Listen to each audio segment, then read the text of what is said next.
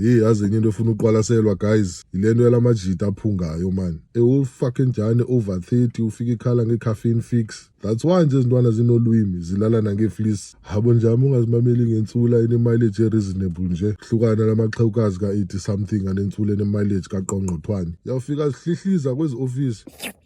Zibizwa office hubby, sihleki insini zide ziqhwaba izandla ingathi ngamankazana, siphinde zibe nesibindi soncwasa abantu bethu. Kodwa zikoshozo nakuqala badlalela iphi team.